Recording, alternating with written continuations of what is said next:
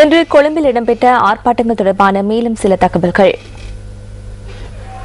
குற்றப்பிரேரணைக்கு ஆதரவு தெரிவித்து சிலர் நீதிமன்ற கட்டிட தொகுதிக்கு அருகில் ஆர்ப்பாட்டத்தில் ஈடுபடும் போது சட்டத்தரணிகள் உள்ளிட்ட மேலும் சிலர் குற்றப்பிரேரணைக்கு எதிராக ஆர்ப்பாட்டம் ஒன்றை ஆரம்பித்திருந்தனர். சட்டத்தரணிகளுடன் பல அரசியல் கட்சிகளின் பிரதிநிதிகள், தொழிற்சங்கங்கள் மற்றும் சிவில் அமைப்புகளின் செயற்பாட்டாளர்களும் இதில் கலந்து கொண்டிருந்தனர். நீதிமன்ற கட்டட தொகுதிக்கு அருகாமையில் இருந்து எதிர்ப்பு பேரணியாக முன்னோக்கி செல்ல அவர்கள் தயாரான போது அங்கு அமைதியின்மை ஏற்பட்டது.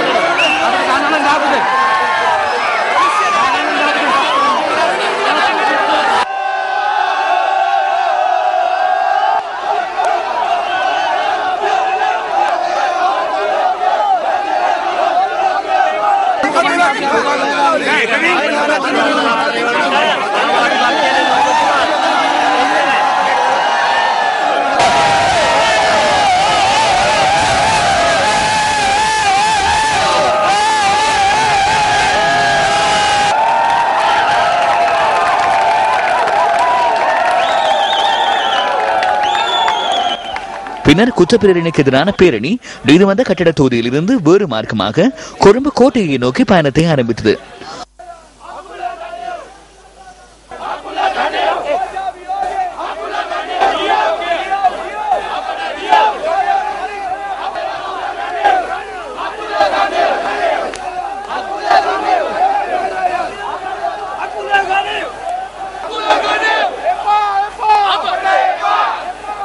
போலீசார் மற்றும் விசேட அதிரடி படையினர் தலையிட்டு குற்றப்பிரேரணைக்கு ஆதரவாக பேரணியில் ஈடுபட்டவர்களை நீதிமன்ற கட்டிட தொகுதிக்கு முன்பாக சட்டத்தரணிகளின் பேரணி புறப்பட்டு செல்லும் வரை தடுத்து வைத்திருந்தனர்.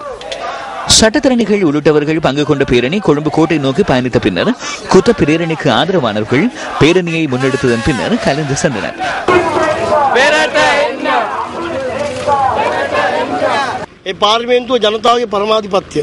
பாராளுமன்றமே மக்களின் நிலைமையாகும். நீதிமன்றம், பாராளுமன்றம், நிறைவேற்ற அதிகாரம் ஆகியவற்றுக்கு இடையிலேயே இது பிரச்சனை ஒன்று ஆரம்பமாகியுள்ளது. இதற்கான ஒரே தீர்வு ஷிராணி பண்டாரநாயக்க அவர்கள்.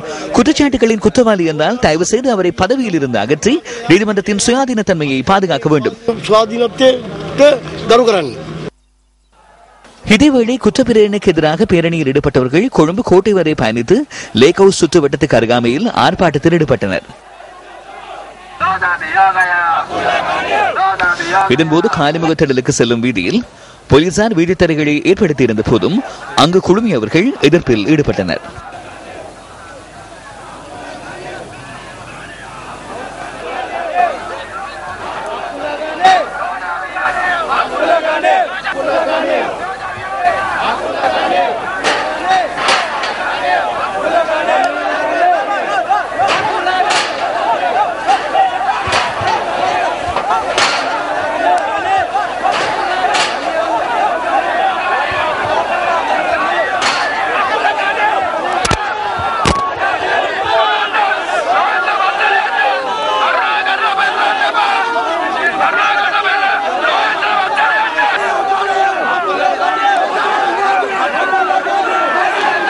பின்னர் மீண்டும்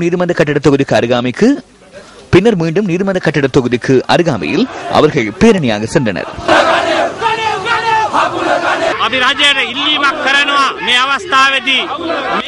சட்டவிரோதமான இந்த குற்றப்பிரேரணையை ரத்து செய்யுமாறு இந்த சந்தர்ப்பத்தில் அரசாங்கத்திடம் நாம் கோரிக்கை விடுக்கிறோம். அவ்வாறு இடம்பெறாவிடின் இந்த போராட்டம் இத்துடன் நிறைவடையப் போவதில்லை. நமது முழு சக்தியையும் பயன்படுத்தி நமது உயிரையாவது தியாகம் செய்து இந்த போராட்டத்தை முன்னோக்கி கொண்டு செல்வோம்.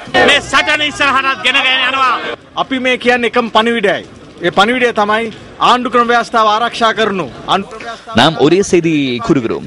அரசியலமைப்பை பாதுகாத்து அரசியலமைப்பை கிழித்து எறிய இடமளிக்க வேண்டாம் என்பதே அந்த செய்தியாகும். எந்த ஒரு நாட்டிலும் அரசியலமைப்பையோ வழக்கு தீர்ப்பந்தையோ நடைமுறைப்படுத்தாத போது அந்த நாடு சர்வாதிகார நாடு என்றே அதிலிருந்து கூறப்படுகிறது. நமது நாட்டு மக்கள் அந்த சர்வாதிகார செயற்பாடுகளை இன்று முதல் காண முடியும். ஜனநாயகத்தை பாதுகாப்பதற்காக இந்த இறுதி சந்தர்ப்பத்தில் நாம் ஒரு விடயத்தை கூறுகிறோம். தயவு செய்து இந்த குற்றப்பிரேரணையை நிறுத்தி மீண்டும் ஒரு முறை இந்த நாட்டின் பாதுகாப்பை, நீதிமன்றத்தின் மற்றும் சட்டத்தின் நிலைப்பாட்டை ஏற்படுத்துமாறு நாம் மிகவும் கௌரவமாக கேட்டுக்கொள்கிறோம்.